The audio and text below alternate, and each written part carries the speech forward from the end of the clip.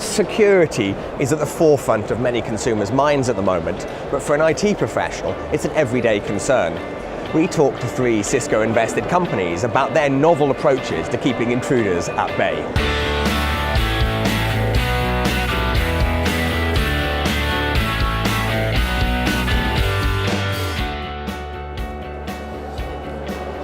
I'm here with Chris from Exabeam and Gal from Elusive to talk about a subject that's on everyone's lips, security. From a consumer point of view, security is one of these subjects which I think is very prevalent in the news, but from a technologist point of view, it's an everyday consideration. Before we delve into the topic, I'd love to hear from both of you what your companies do. Maybe we can start off with yourself. So I'm Exabeam, and we build a security intelligence platform. So our goals are to provide both log management, security analytics, and incident response for our customers. We think the biggest challenge is not having enough automation in environments today. So we can do that through both our behavior analytics on our UBA side, as well as give SOCs the ability to automate and orchestrate a lot of the activities they do today. And Gal, what about yourselves? Yes, so I'm from Elusive Networks, and our business is to help our customer deal with, I think, one of the largest problems in cybersecurity, which is post-breach detection. So a lot of our customers invested a lot of money in creating a perimeter around their networks, but advanced attackers usually find a way in. And today usually it takes 146 days until someone detects them, which is by then too late and the damage is done. So our business is to provide them high quality, early in the attack detection that will help them protect their critical assets. And the way we do it, we focus on what we call the lateral movement stage, which is the longest process within the attack. We make sure that we confuse the attacker while he's trying to move within the customer network, find us instead, and then he's detected. Who are your customers? So most of our customers are at what we call high-risk industries. So financials, insurance, law firm, healthcare, customers that attackers usually find a way to capitalize on their assets and have a really good reason to be persistent and finding a way to enter their networks. And similar for yourselves or a different space? We tend to find disgruntled SIM users. The SIM technology has only gotten customers so far today. And the static set of rules that they use to try to bring information to the SOC is just not effective enough. And we find our customers are unable to respond to all the alerts that are coming out of these machines.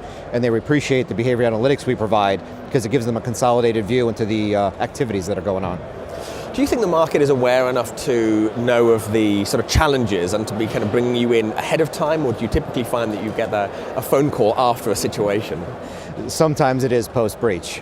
We have a lot of customers that come into it from our angle.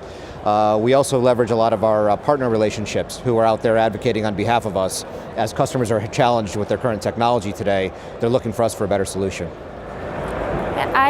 I think that one of the shifts that we are seeing in the market is that customers understand that to make sure that the damage is never substantial or high impact, they need to be better at responding to events. And we see it in shifting budgets. So I think it was Verizon Data Breach Report that said that up until now it was 85% of budgets all on prevention. And we see more and more customers that understand that they need to look inside and be better at responding. So definitely a shift. So the challenge is changing perhaps as the attackers are changing technique. Is that fair? I think it's both attackers are changing and also the scale of the network and the challenges of IT of protecting everything and understanding everything is just so difficult that customers understand that in order to win the war, they need to choose their battles. Agreed. The attacks are becoming more dynamic, and it's making it challenging using some of that legacy technology to actually find those threats. And so when you can bring that to the customers, they really appreciate the value of it. And now I think, and maybe you can either agree or disagree, but I find customers more apt to adopting automation within their process. They're looking more at machine learning, intelligence to help drive some of that decision for them. I was going to bring you in on this. How was the problem solved in the past, if you like, and kind of what's changed over the last few years? So, from our perspective, I think one of the things, it wasn't considered a problem. So as we talked about the budget, a lot of customers believe for many years that they could prevent someone from getting in the network. And they're right, as long as we're talking about the common attacks. But if we're talking about cyber criminals or nation state, when they find a way in, it's a done deal. So that's one, and we see a shift. And the other thing, when they did try to look inside the network, it was usually around behavioral analysis. So the basic assumption is that you can create some kind of a baseline in the network, and then if someone malicious enters, you can identify the anomaly. And that's again effective against the common attackers. But for cyber criminals, nation state, they know how to hide. So if you want to catch them, you have to have something that is more unique and specific than behavioral analysis. Chris, from your point of view, when looking at the way, I guess, in which these threats are growing or perhaps changing, what do you think is the next innovation over the next, say, 12 to 24 months? What kind of either excites you or scares you?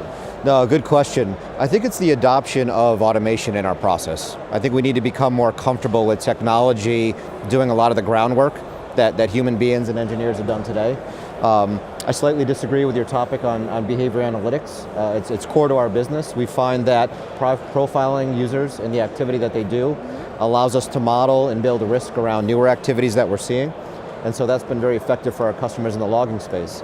You asked a good question. What were they doing before?